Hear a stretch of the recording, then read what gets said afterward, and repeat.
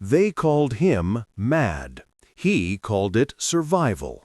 In 4 minutes, he changed air combat forever. Every rule of engagement screamed retreat, conserve, survive. He chose aggression. This isn't just the incredible story of Staff Sergeant Michael Donovan, the tail gunner who, on March 6, 1944, shot down 12 enemy fighters from a B-17 Flying Fortress. It's the untold secret of how desperation forged a new doctrine, transforming the most vulnerable position into the sky's deadliest weapon. March 6, 1944. Deep over Germany, 23,000 feet up. A B-17 named sFury faced 12 German fighters closing in for the kill. Donovan didn't wait for them to fire. Michael Donovan's upbringing in South Boston was brutal. Survival there meant striking first and hitting hard. His father toiled on the docks, and his older brother was a Golden Gloves boxer. Mike quickly learned that hesitation led to injury, but action kept you alive. By the age of 17, he'd already been in 32 street fights, winning 128 rounds and only losing 4. He felt he'd started too late. When Pearl Harbor struck, Donovan enlisted in the Army Air Forces. They initially wanted him for ground crew, but he flat out insisted on gunnery school. His instructor called him too aggressive, too reckless, too willing to expose himself to enemy fire. Donovan's response became legendary around the school. "Dead gunners don't shoot back, live ones do." He graduated 3rd in his class, not because of pinpoint accuracy, but because of his sheer speed. Donovan could acquire targets faster than anyone they'd ever trained. His secret was incredibly simple. He didn't wait for enemy fighters to enter his firing zone. He actively hunted them before they even got there. In March of 1944, Donovan transferred to the 390th Bombardment Group, based in Framlingham, England. His B-17, nicknamed sFury, already had a formidable reputation. In just 3 missions, it had endured 2 nearly catastrophic encounters with German fighters. The previous tail gunner, Sergeant Eddie Morrison, survived but immediately requested a transfer. He famously told the crew chief, "That position's cursed. The next man dies there." Donovan, without a moment's hesitation, volunteered. The pilot, Captain James Whitmore, interviewed him personally. "You know the statistics?" Whitmore asked. "The tail gunner position has the highest casualty rate. 38% don't finish their tour." Donovan's reply was classic. "Then I've got 62% odds. I'll take them. Why? Because I don't wait for them to shoot me. I shoot first." Whitmore studied him for a moment, then simply nodded. "You're insane," he said. "You'll fit right in." Donovan's first mission was on March 2, 1944, targeting the infamous ball-bearing factory at Schweinfurt. He shot down 1 Bf-109 and damaged 2 more. But what truly grabbed everyone's attention wasn't just his kills, it was his utterly unique method. Standard tail gunner tactics involved purely defensive fire, waiting for fighters to commit to their attack runs, opening fire only when they entered effective range, conserving ammunition, and, of course, protecting the aircraft. Donovan did the exact opposite.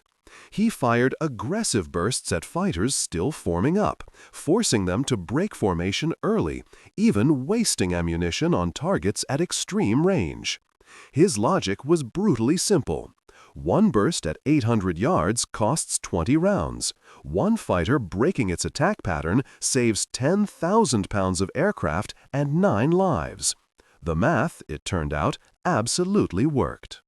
On his second mission, March 4th, targeting another factory, Donovan began to experiment even further.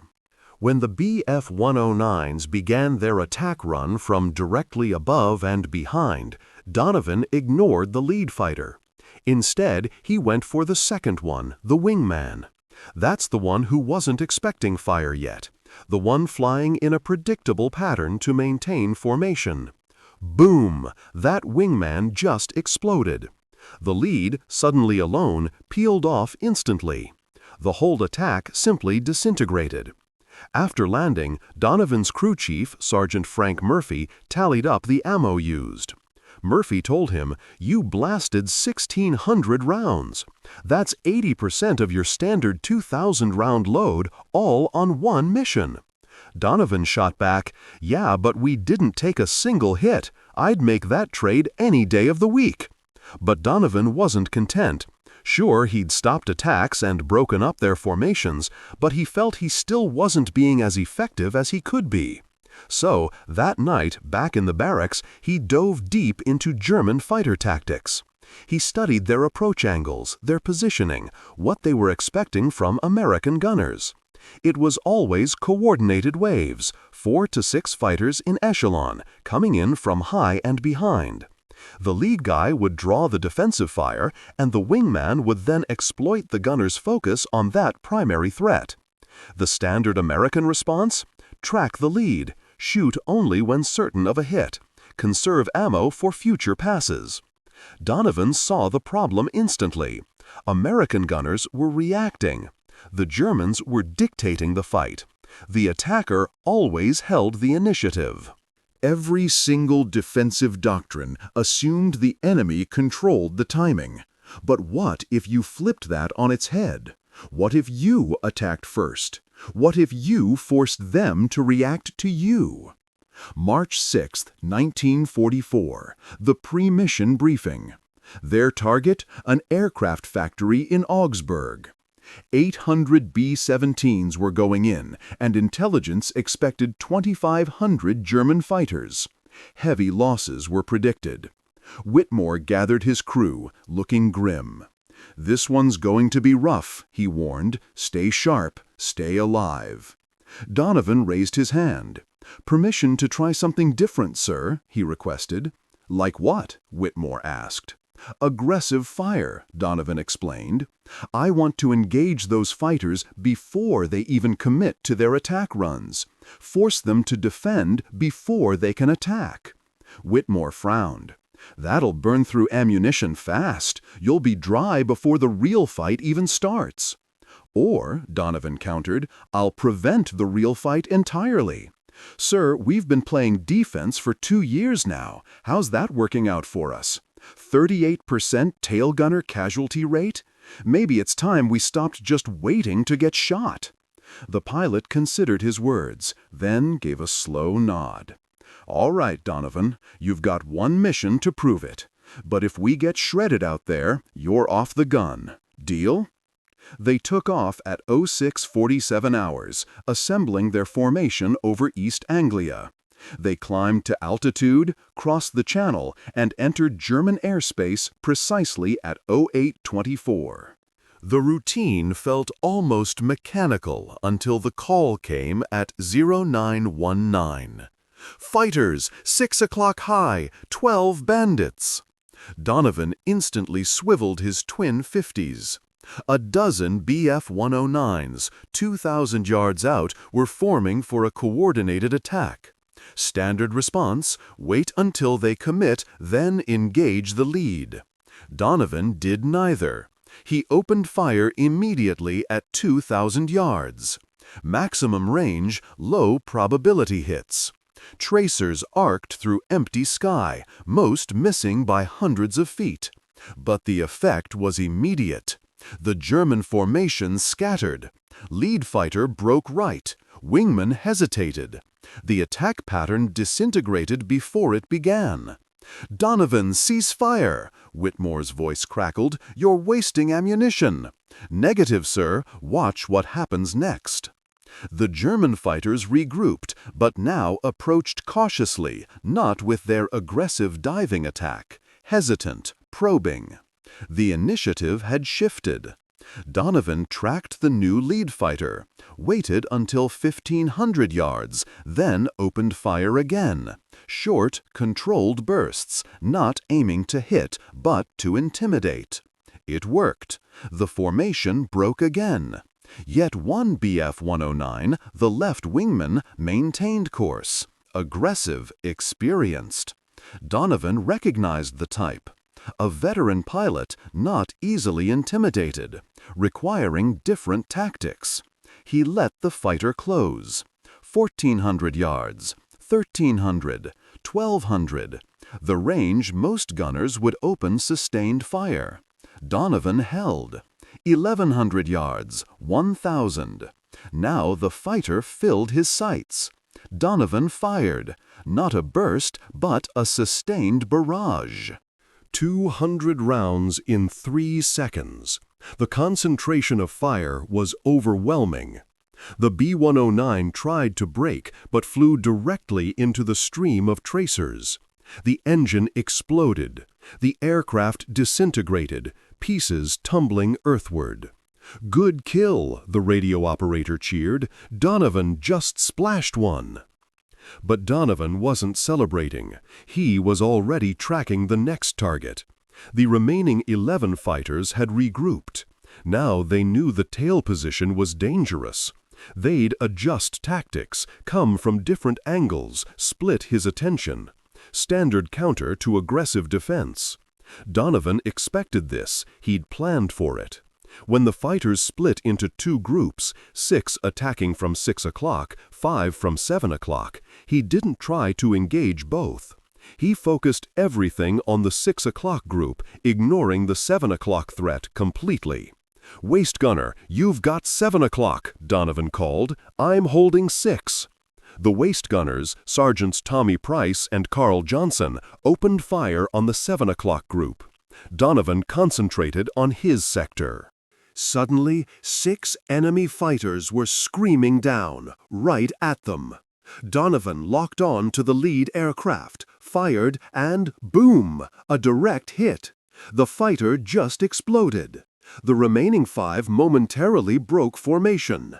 Donovan immediately shifted his aim to the new lead fighter, fired again. Another hit, another explosion. In a blistering 30 seconds, 3 BF-109s were sent plummeting from the sky. The remaining 9 fighters broke off completely. This wasn't a repositioning for another attack, it was a full-blown retreat, fleeing from a single tail gunner. The formation flew on. Donovan reloaded, quickly checking his ammo count. He'd burned through 1,200 rounds, leaving him with 800, just enough for 1 more sustained fight or 2 brief ones. The big question was, would the Germans be back? Oh, they absolutely would. 15 minutes later, a much larger force appeared. 18 fighters, roughly 2 Staffeln. They'd clearly seen what happened to their comrades, and this time they were ready. They swarmed Hell's Fury from multiple directions at once. 6 o'clock, 7 o'clock, 5 o'clock, 4 o'clock. Overwhelming firepower rained down from every stern quarter. The standard response would be defensive fire, trying to cover every angle, dividing attention, and hoping to survive through evasion and sheer luck. But Donovan? He chose pure, unadulterated violence. He ignored the attackers coming from 4 and 5 o'clock, leaving them to the waist and ball gunners. The formation flew on. Donovan reloaded, quickly checking his ammo count. He'd burned through 1,200 rounds, leaving him with 800. Just enough for 1 more sustained fight or 2 brief ones. The big question was, would the Germans be back? Oh, they absolutely would. 15 minutes later, a much larger force appeared. 18 fighters, roughly 2 Staffeln. They'd clearly seen what happened to their comrades, and this time they were ready.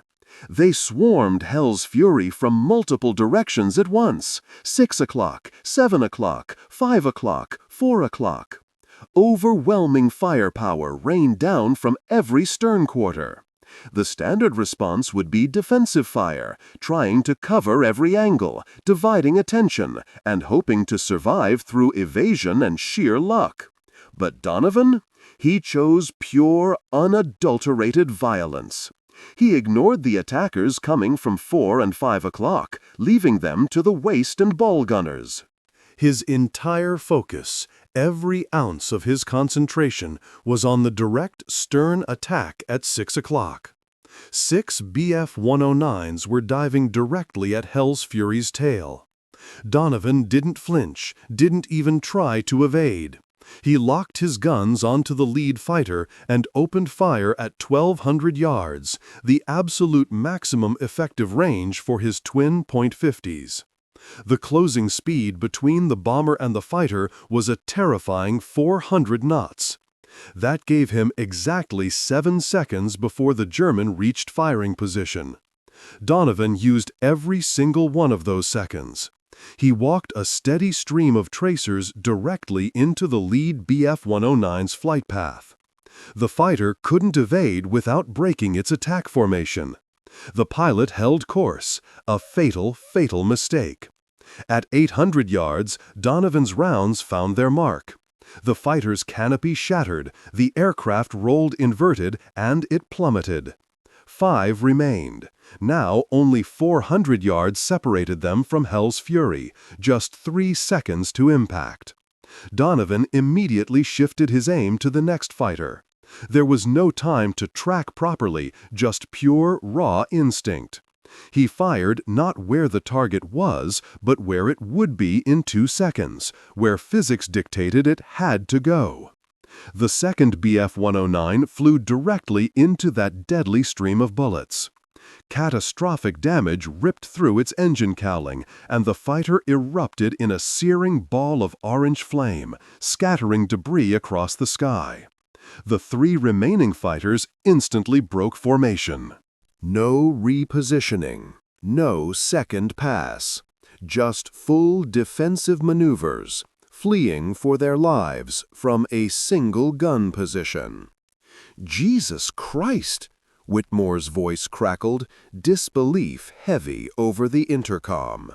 Donovan had just splashed 2 more enemy planes in 3 seconds flat. But there was no time to celebrate. He was already reloading, fumbling with his very last ammunition belt. Only 400 rounds remained. And here's the kicker. The mission was only half over. They still had to reach their target, drop their bombs, and then somehow fly all the way home through the exact same fighter-infested airspace. The formation continued its relentless push toward Augsburg. In the distance, the German fighters regrouped. Only 12 aircraft were left from their original 18. They'd learned a harsh lesson. Direct stern attacks were too costly. New tactics were needed. What came next surprised everyone. The German fighters didn't attack. Instead, they merely shadowed the bomber formation, staying just outside gun range, patiently waiting. Whitmore immediately recognized the ominous pattern. "They're calling in reinforcements," he barked. "We're about to get hit by everything they've got." He was right. 10 minutes later, radar picked up new contacts. 36 more fighters, a full Gruppe, 3 Staffelns of BF-109s and FW-190s. Combined with the 12 already shadowing them, sFury now faced 48 enemy fighters, armed with only a single B-17's defensive armament. Standard procedure in this nightmare? Radio for fighter escort, tighten formation with nearby bombers, maximize overlapping defensive fire, survive through coordination. But sFury had drifted far from the main formation during earlier attacks. The nearest friendly bomber was 3 miles away. No P-51 escorts in range. They were completely, utterly alone. Donovan checked his ammunition again. 380 rounds against 48 fighters.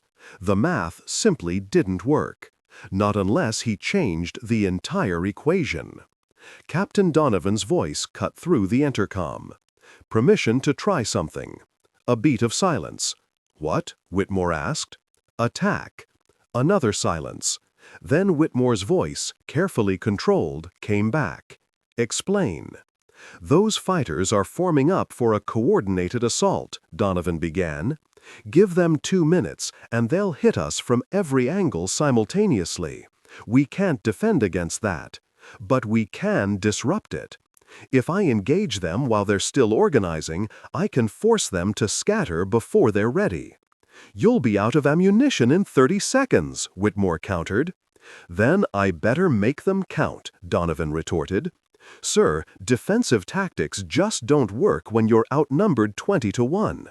Our only chance is aggressive action while they're still vulnerable." Whitmore considered this for 3 agonizing seconds, then made his decision. "Do it. If you get us killed, I'm writing your family a very angry letter." Donovan didn't waste a second responding. The German formation was 2,000 yards out, still meticulously organizing. Lead elements were establishing attack vectors, trailing elements moving into support positions. It was a moment of perfect vulnerability. Donovan opened fire. Forget short, controlled bursts. Forget suppressive fire. This was a maximum sustained barrage. In a blistering 8 seconds, he unleashed 200 rounds, not at individual aircraft, but right into the heart of their formation, targeting the very space where their coordination lived, where their discipline held them together. The effect? Immediate, catastrophic. Tracers ripped through the formation's core. A Bf-109 erupted in flames, spiraling earthward. 2 more collided mid-air, desperate to escape.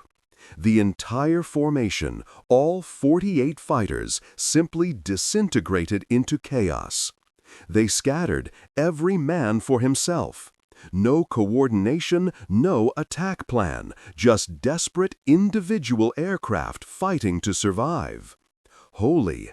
Whitmore didn't need to finish that thought. Everyone saw it.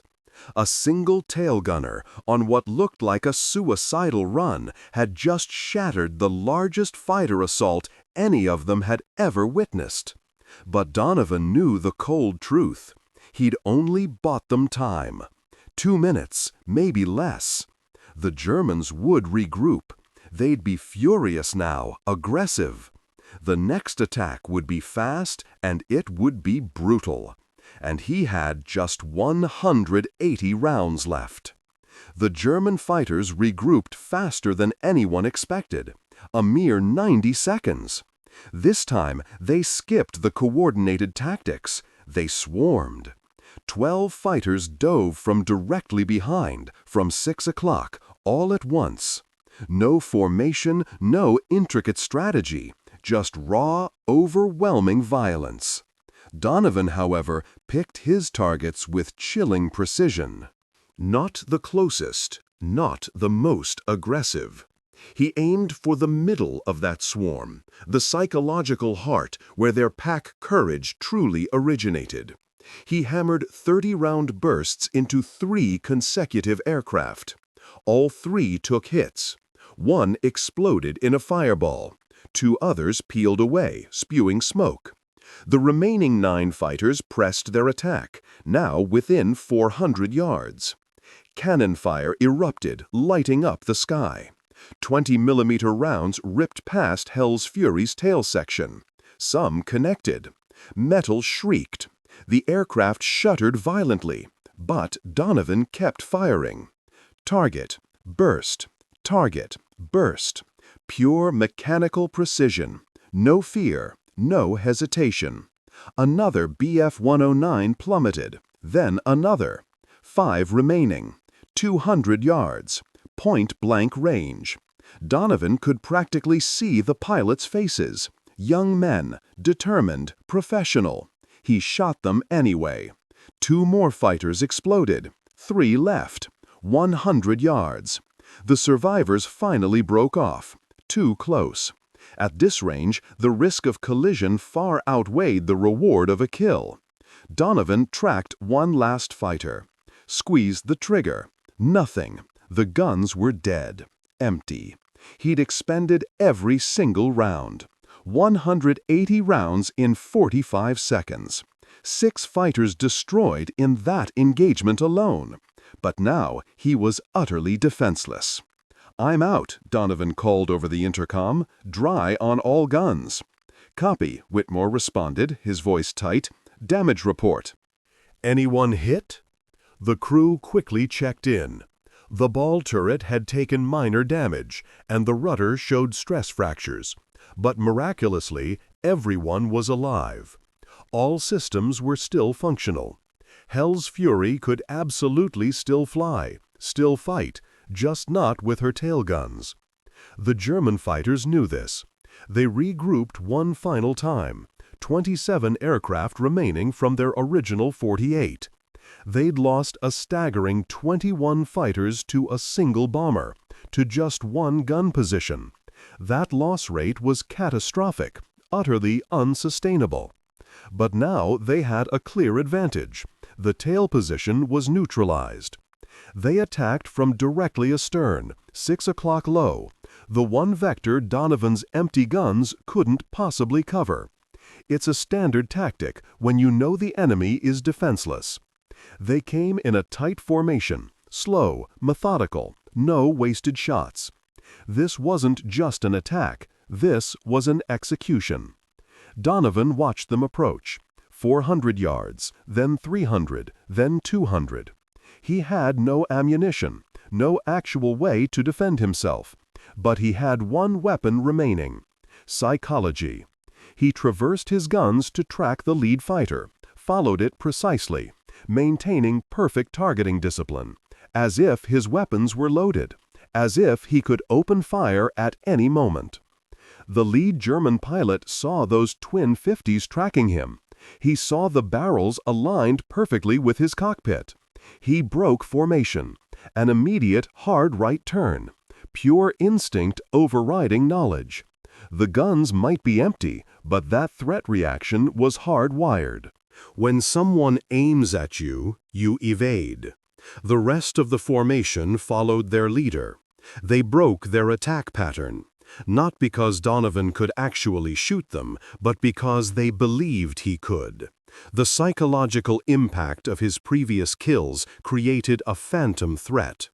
Empty guns became as effective as loaded ones, purely through reputation alone. "They're breaking off!" The ball turret gunner's voice cracked with raw relief. "They're actually breaking off!" And they were. The German formation scattered. They didn't even regroup for another attempt. They'd lost 21 aircraft to this single bomber. The cost was simply too high. They disengaged completely, flying back toward their bases, leaving sFury alone in hostile airspace, with empty tail guns. The bomber formation continued to Augsburg, dropped their bombs, destroyed the aircraft factory, then flew home through 3 more fighter contacts, but not a single one engaged sFury. Word had spread like wildfire through German radio communications. One B-17 with an insane tail gunner had single-handedly destroyed 21 fighters. The warning was clear: avoid that aircraft. Too dangerous, too costly. sFury landed at Framlingham at 16:47 hours, 9 long hours after takeoff. Donovan emerged from his tail gun position, calm and collected. No trembling hands, no visible signs of stress. The ground crew immediately swarmed the aircraft, meticulously assessing the damage. The report was staggering. 47 bullet holes, 13 cannon strikes, a destroyed hydraulic line, a cracked rudder. Yet somehow it had flown. It had survived. Crew Chief Murphy inspected the tail gunner's station. He checked the ammunition boxes, all empty, every single round expended. He then found Donovan on the tarmac, quietly smoking a cigarette. "You used everything," Murphy stated, "all 2,000 rounds. Every bullet we loaded, you fired." Donovan simply replied, "Had to. Didn't have enough to waste any." "So how many did he get?" Whitmore pressed. Murphy consulted his notes, cross-referencing counts from other crew members, radio intercepts from German communications, and visual confirmations from the escort fighters who finally caught up. 12 confirmed kills, Murphy announced, plus 4 probables and 3 damaged. Whitmore stared at Donovan. "You wiped out 12 fighters in one mission?" 19 if you count the probables and damaged, Murphy added, all in just 4 minutes of sustained combat. The incredible news ripped through the bomber group before sunset. By morning, every tail gunner at Framlingham was desperate to learn Donovan's methods. By afternoon, pilots from other bomber groups were requesting detailed briefings. That same evening, 8th Air Force Headquarters dispatched representatives to interview him. Then, Major General Frederick Anderson, the commanding officer of 8th Air Force Bomber Command himself, arrived. He found Donovan in the enlisted men's barracks, calmly cleaning his guns, just standard maintenance. Anderson introduced himself. Donovan snapped to attention. "At ease, Sergeant. I'm here to understand exactly what you accomplished yesterday." Donovan laid out his philosophy: aggressive fire, psychological intimidation, attacking during the enemy's vulnerable formation phase, exploiting that crucial moment before their coordination solidified. Anderson listened intently, never once interrupting. When Donovan finished, the general asked one pivotal question: "Can you teach this to the right men?" Donovan paused. "Not everyone has the temperament, sir. You need gunners who think like fighters, who instinctively see opportunity instead of threat, who would rather attack than just defend." "Find them," Anderson ordered firmly. "I'm authorizing a special training program. You will develop the curriculum, select the candidates, and completely transform tail gunner tactics across the entire 8th Air Force. Effective immediately, you're reassigned to Training Command." Donovan hesitated. "Sir, I prefer to stay with my crew." Anderson's response was blunt. "Your crew doesn't need you anymore." Your actions kept them alive.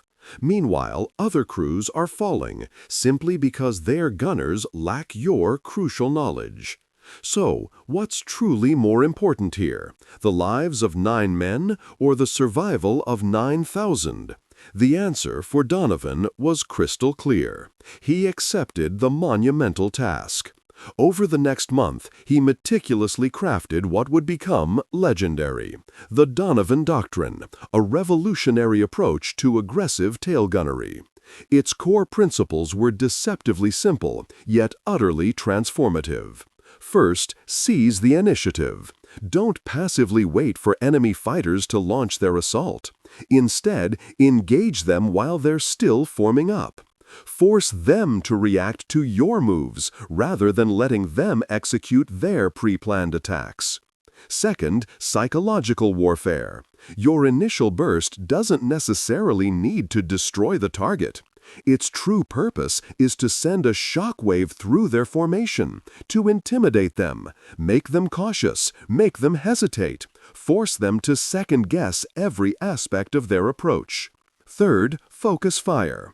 When you're outnumbered, never, ever divide your attention. Instead, concentrate every ounce of your firepower on the single most dangerous sector, trusting other gun positions to handle any peripheral threats that emerge. Fourth, achieve ammunition economy through sheer aggression. Imagine this.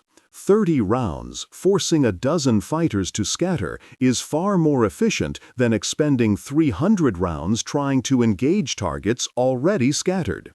Prevention, in this context, costs dramatically less than reaction.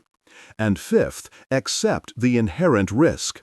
Under the old defensive doctrines, tail gunner casualty rates were tragically high. While aggressive tactics did increase individual exposure, they paradoxically decreased overall mission losses. It became a stark choice: individual risk versus collective survival. The mission, ultimately, always mattered more than any single man. Naturally, the Donovan doctrine met with immediate fierce resistance. Traditional gunners scoffed, labeling it reckless. Command officers worried endlessly about wasted ammunition.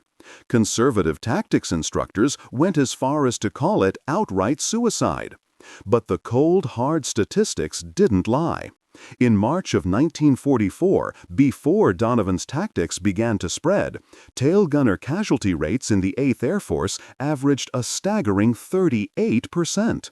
By June 1944, after the widespread adoption of this aggressive fire doctrine, that rate plummeted to just 23%.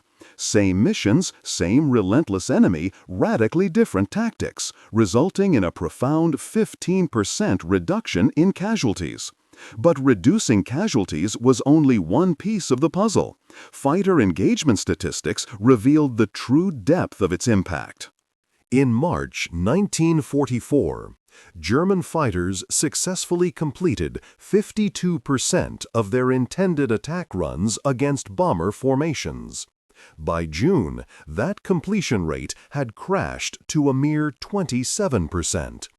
Aggressive tail gunner fire disrupted German fighter coordination so profoundly that over half of all planned attacks were aborted before they even reached a firing position. The psychological impact resonated far beyond individual missions. German fighter pilots soon began actively avoiding any bomber formations known to employ these aggressively trained gunners. Radio intercepts actually caught German squadron leaders telling their pilots to steer clear of certain American bomber formations. That reputation alone of an aggressive defense gave them a massive tactical advantage. Between March and August of 1944, Donovan personally trained 300 tail gunners. Every single one went through 2 intense weeks of instruction, live fire exercises, mock fighter attacks, and crucial psychological conditioning. This wasn't just about technical skill. The program stressed mental preparation just as much. Donovan's favorite saying became the core doctrine. Fear happens when you react. Confidence happens when you act first. But not everyone made the cut. This aggressive doctrine demanded very specific personality traits: decisiveness under intense pressure, a comfort with risk, and the ability to stay laser-focused even in utter chaos. About 30% of candidates washed out. They simply couldn't shake their defensive instincts, couldn't embrace the required aggression, and couldn't accept the inherent risks. The ones who did succeed, they became legends. By the end of the war, Donovan's graduates were responsible for an incredible 43% of all tail gunner kills in the European theater. What's more, they even developed techniques Donovan hadn't taught, new adaptations, real innovations. The doctrine actually evolved beyond its own creator. Take Sergeant Thomas Bailey, for example. He destroyed 16 fighters in just his first 4 missions. Or Sergeant Robert Chen, who survived 27 missions without his gun position ever taking serious damage. So this aggressive doctrine wasn't just about racking up kills. It dramatically boosted survival rates, primarily through pure deterrence. German pilots quickly learned to spot these aggressive gunners. The telltale signs were always the same: opening fire early from extreme range, a sustained barrage instead of careful bursts, and tracers effectively walking through the center of their formations. When German pilots saw those indicators, they would break off their attacks immediately. The cost of engaging these aggressive defenders simply outweighed the value of any bomber kills. By the summer of 1944, Luftwaffe training manuals actually had sections dedicated to American aggressive gunner tactics. The recommended counter-approach was incredibly simple: avoid, find easier targets, do not engage bombers with active aggressive defense. The psychological battle had completely reversed. Now, German fighters feared American gunners, not the other way around.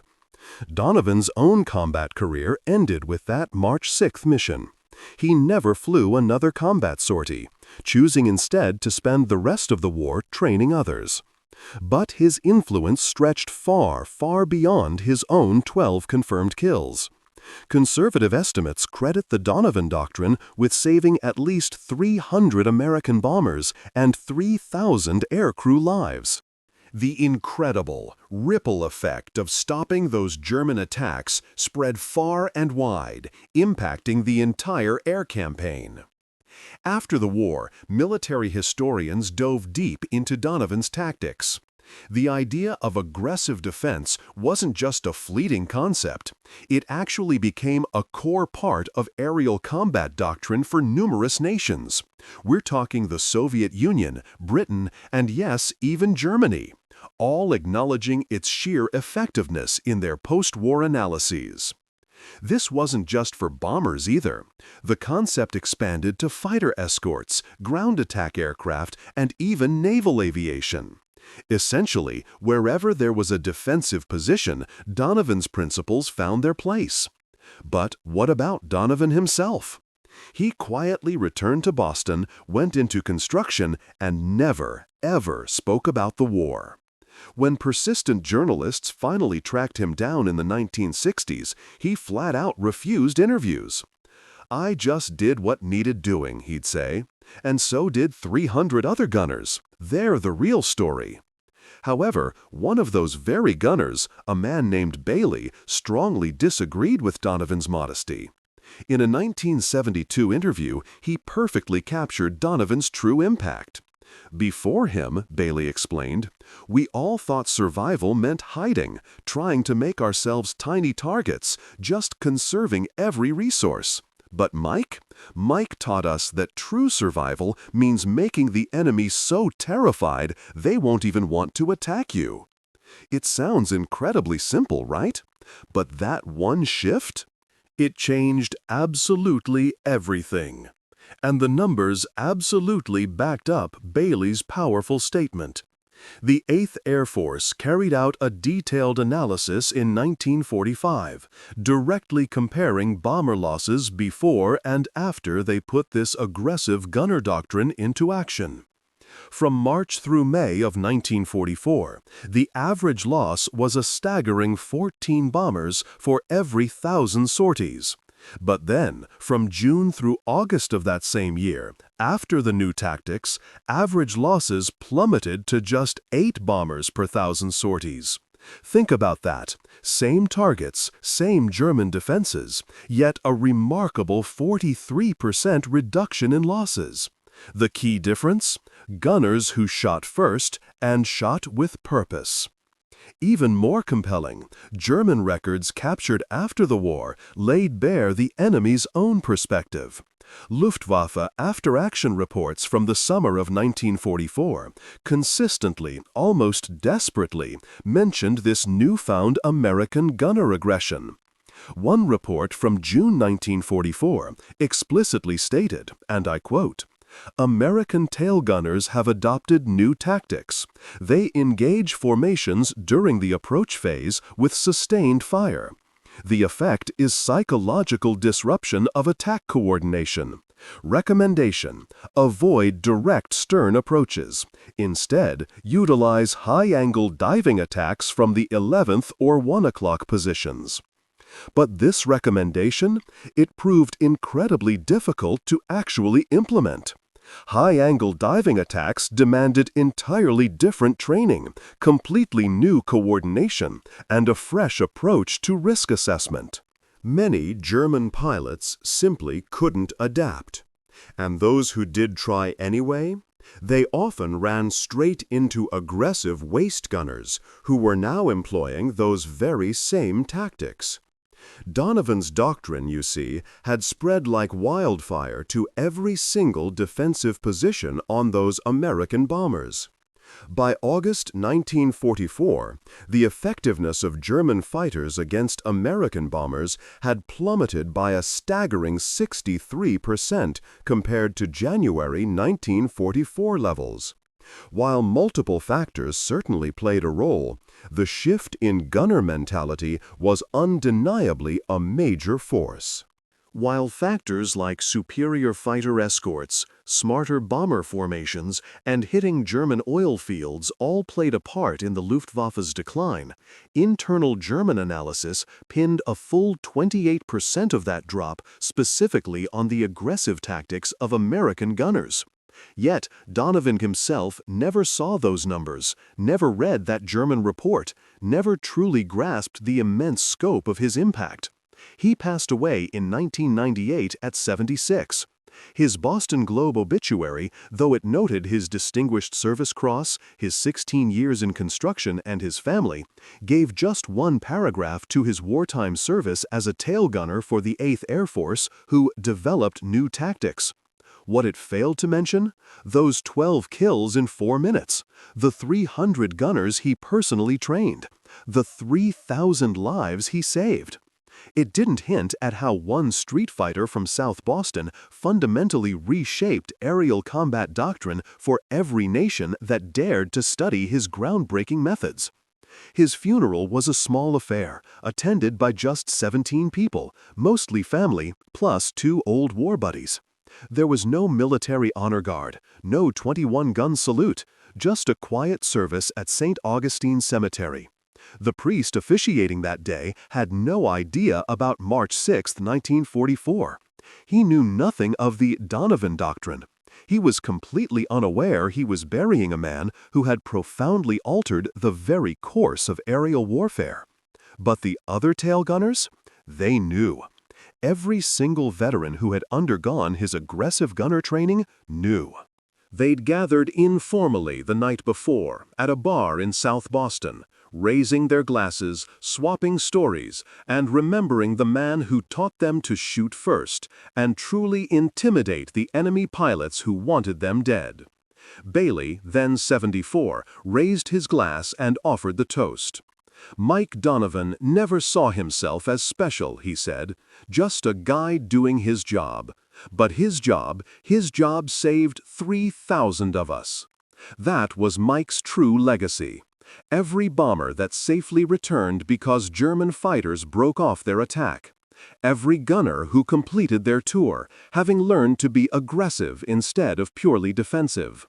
Every mission that succeeded because the enemy was simply too terrified to engage. It wasn't just 12 kills, it was 12,000 lives. And the Donovan Doctrine? It's still standard practice in modern aerial combat training. Fighter pilots today still learn aggressive engagement principles. Gunners on transport aircraft study psychological intimidation tactics. Even advanced missile defense systems now incorporate the concept of early engagement to disrupt enemy coordination. March 6, 1944. 4 minutes. 1 tail gunner. 12 enemy fighters. That was the moment defense flipped to offense. When reaction transformed into action. When one street fighter from South Boston definitively proved that true survival isn't about hiding, it's about making your enemy too utterly terrified to even try and fight. Michael Donovan. He fired 2,000 rounds, destroyed 12 aircraft, saved 3,000 lives, and fundamentally changed warfare forever. Why? Not because he was inherently special, but because he flat out refused to let death come seeking him out. Instead, he went on the hunt himself.